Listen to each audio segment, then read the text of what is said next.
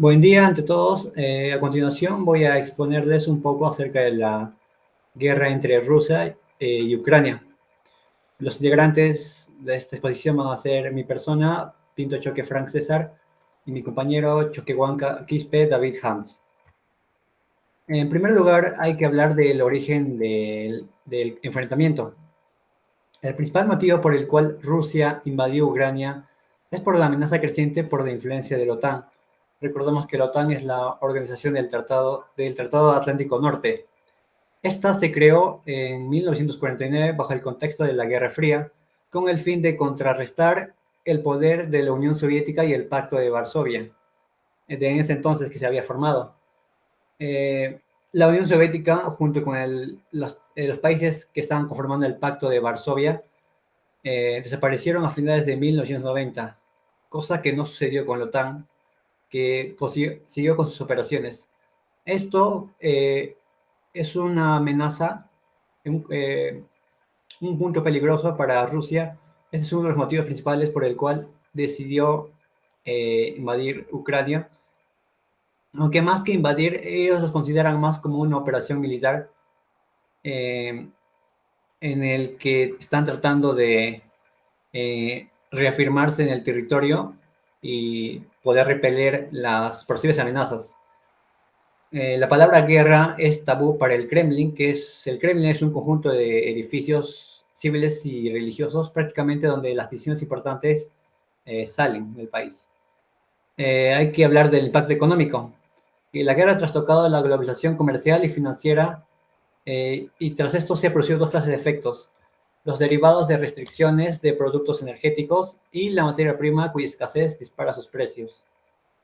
En cuanto a los valores, los materiales energéticos, el principal podríamos hablar que es el carbón, petróleo y gas natural.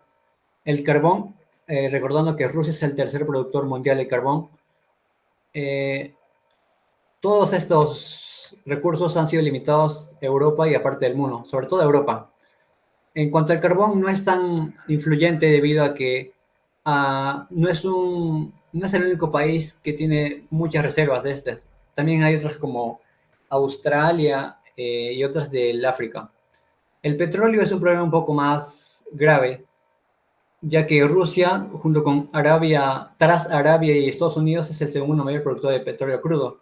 Y el problema es que el petróleo que suele adquirir la Unión Europea es muy parecido al de Irak e Irán, pero por problemas de transporte es muy complicado.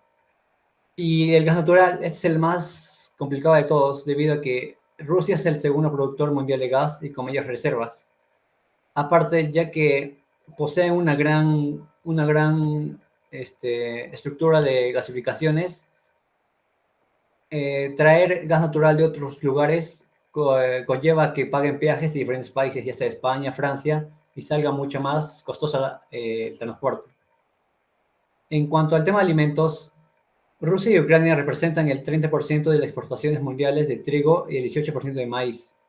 Esto afecta sobre todo en las regiones donde la proporción de gastos de alimentos es mayor a sus otros gastos. Por ejemplo, el 40% de África subsahariana y el 27% del norte de África y Oriente Medio. Aparte, todos estos proyectos en cuanto a los alimentos y los recursos energéticos no permiten una recuperación post-pandemia a nivel mundial, especialmente en los países subdesarrollados. Le paso ahora a mi compañero. Buenos días, profesor. Buenos días, compañeros. Yo le voy a explicar la parte del impacto social que ocasiona esta guerra, ¿no? Tenemos 5 puntos a tratar en el impacto social, que es los refugiados, desplazados, inseguridad y temor, impacto económico, tensiones políticas y repercusiones culturales. En refugiados y desplazados, los enfrentamientos provocan la aparición de numerosos refugiados y desplazados, por lo cual puede tener repercusiones en las naciones europeas que los acogen, dado a que se ven obligados a enfrentar dificultades vinculadas con la integración, el alojamiento y la educación y la asistencia sanitaria.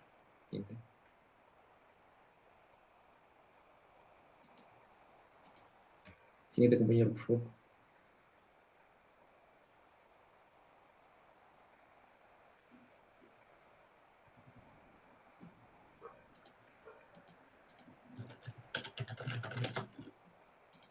Ya, está bien, está bien, está bien.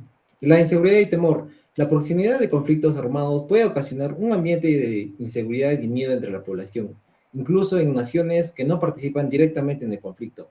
Esto puede tener consecuencias negativas a la calidad de vida y el equilibrio psicológico de las personas. En el impacto económico, los conflictos pueden tener impactos económicos desfavorables al perturbar la estabilidad económica y la inversión.